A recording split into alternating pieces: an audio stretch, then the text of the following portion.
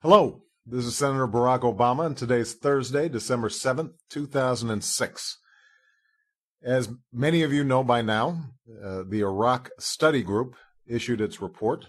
I've had a chance to take a look at it and have been asked repeatedly about it over the last several days. I have to tell you that overall, I think the study group did a terrific job describing the reality in Iraq. Now that in and of itself shouldn't be considered that much of an accomplishment, considering we've been there for several years now, and we've got reporters who have been consistently reporting on it. But what was significant is the fact that up until this point, there has been an argument between Republicans and Democrats, and certainly between the Democrats in Congress and the administration, about the basic situation in Iraq.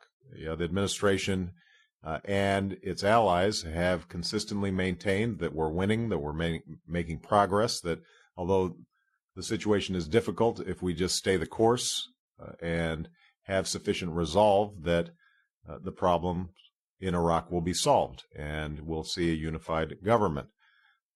What we saw this week was a bipartisan statement from a group headed by the Secretary of State of the President's father, saying accurately that conditions are grave and deteriorating, that increasingly the United States does not have a lot of leverage in Iraq, that if we simply stay the course, we can be assured of failure in Iraq, that the violence has spun out of control, and that we have to make a significant mid-course correction.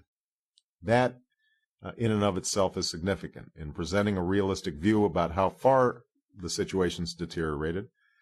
For the first time, I think we're seeing a bipartisan characterization and an opportunity for the forging of a bipartisan consensus about how to move forward in Iraq. Now, as I said in the speech that I delivered 3 weeks ago, there are no good options at this point in Iraq, which is part of the reason why I so strongly opposed going into Iraq in the first place. At this stage, we have bad options and worse options. The worst option would be to continue to send troops and resources in an effort to referee what has effectively become a low-grade civil war between the Shia and the Sunni. The better course, although one that is not assured of success, is to begin a significant phased redeployment of U.S. forces in Iraq. As I've said before, the reason I think that a phased redeployment is so important is that we have to send a strong, clear message to the Iraqi government that there are no military solutions to the problem there, that only a political solution can bring about a reduction in the violence. The way to trigger that recognition on the part of the Iraqi government, I believe, is to begin a phased redeployment in which we say to the Iraqis, you are responsible for arriving at the sort of political accommodations that are going to be required. We will help you accomplish that.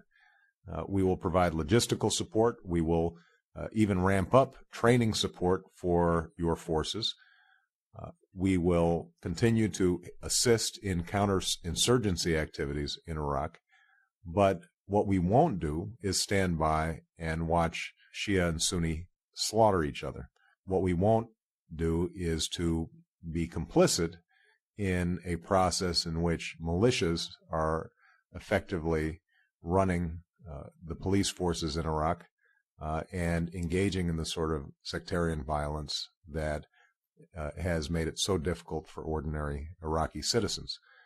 By initiating a phased redeployment, not only do we hopefully trigger a sense of seriousness about political negotiations in the Iraqi government, but we also send a signal to Iran and Syria that it's time for them to play a constructive role. Right now, Iran and Syria are in a position to stand on the sidelines, watch us flounder, but know that we will contain the violence.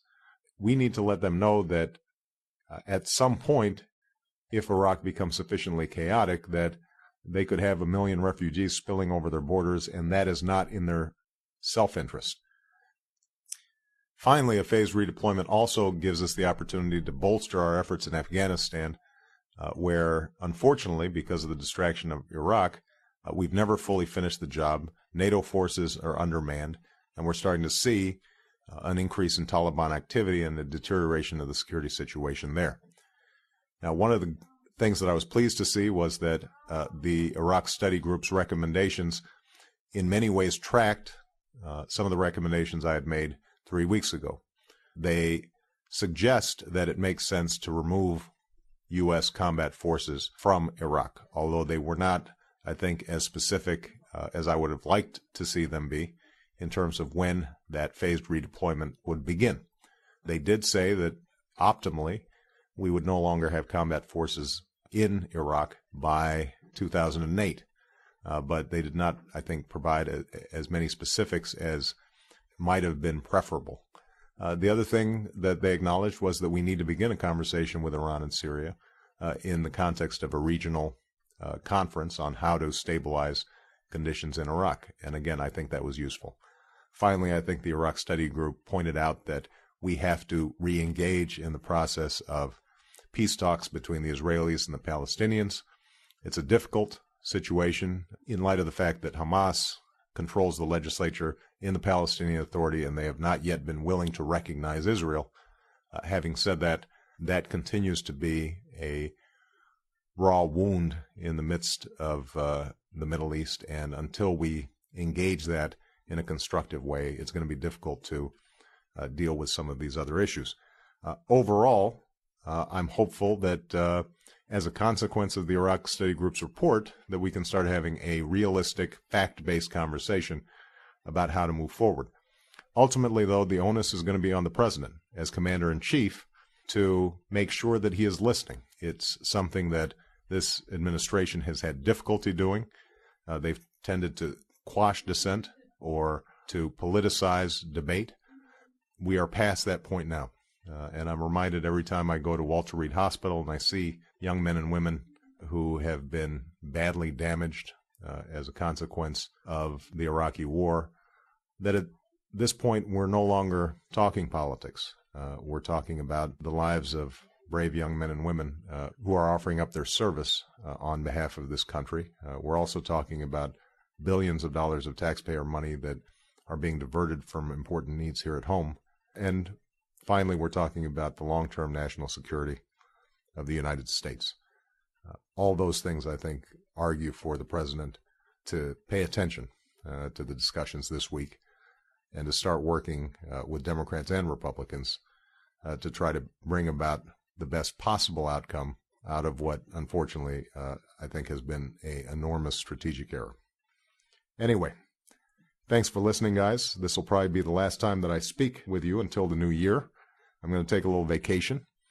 I know you guys probably need one too. So I hope all of you have a happy and safe holiday. And I'm looking forward to talking to you in January. Take care. Bye-bye.